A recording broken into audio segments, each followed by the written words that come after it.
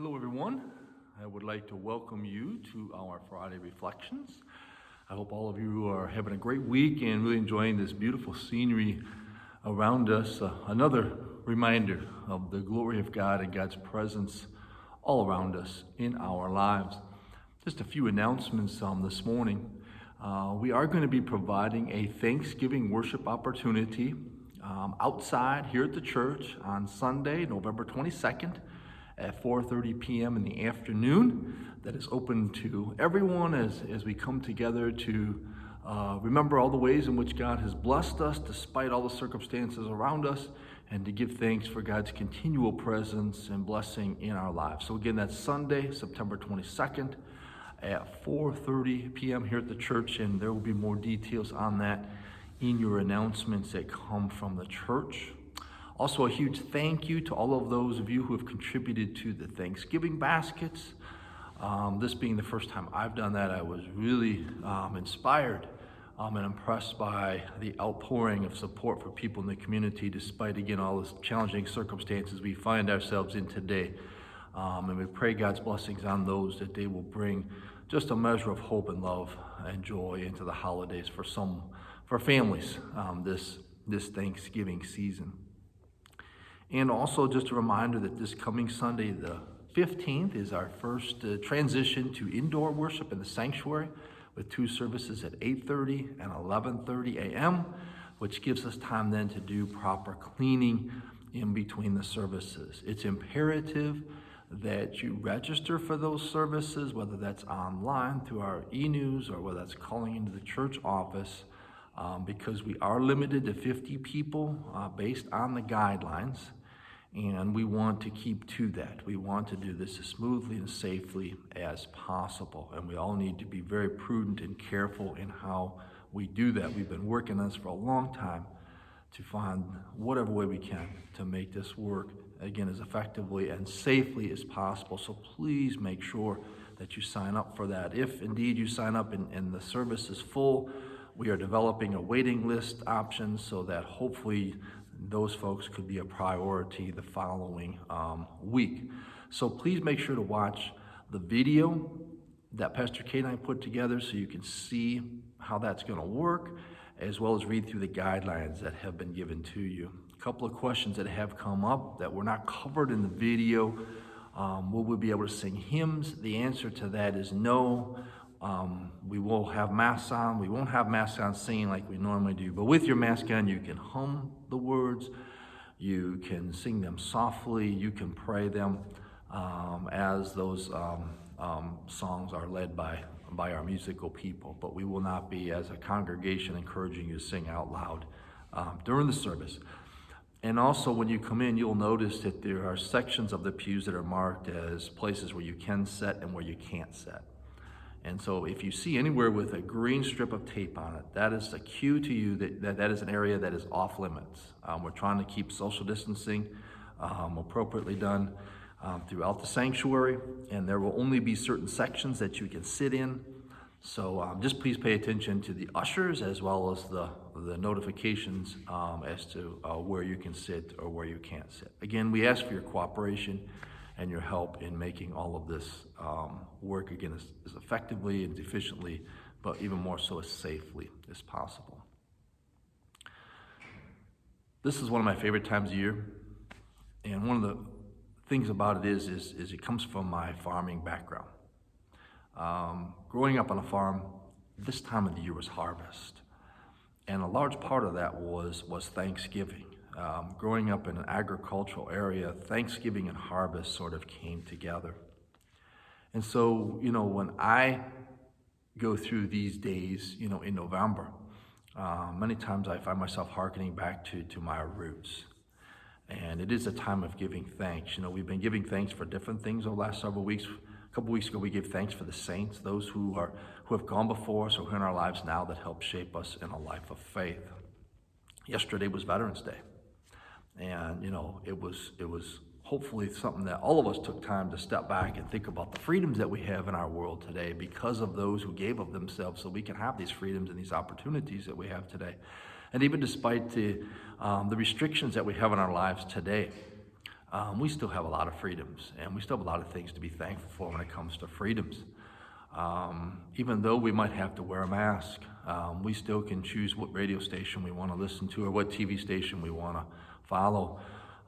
Even though we have to social distance, we can choose whatever way it is that we want to worship and where we want to worship. Are there restrictions on our lives today? Absolutely. But there's still lots of ways in which we have freedoms that come to us because of lives that were laid down for us. And so we give thanks and we remember the people that gave of themselves for us and the freedoms that we still have and enjoy in our lives today. So many more than many people around the world get to enjoy on a regular basis. So we give thanks for that. And I'm sure all of you can't help but notice the beautiful colors that are outside right now. And one of the things, like I mentioned earlier, is that this is a time of year where Thanksgiving is, very prominent for the wonderful and beautiful creation that God has given us. When I drive down the streets and, when I sit in my back porch and I just look at the beautiful scenery, I'm reminded of just the majestic and the glorious nature of our God and the beautiful creation that God has given us.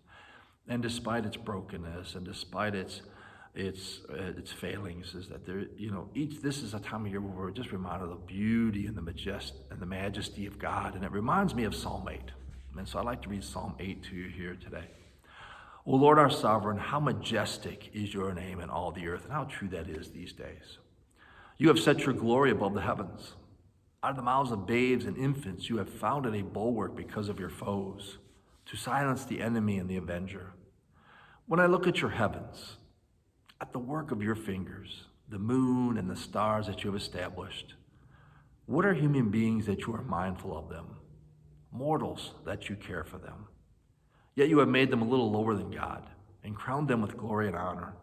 You have given them dominion over the works of your hands. You have put all things under their feet, all sheep and oxen and all the beasts of the field, the birds of the air and the fish of the sea, whatever passes along the paths of the sea.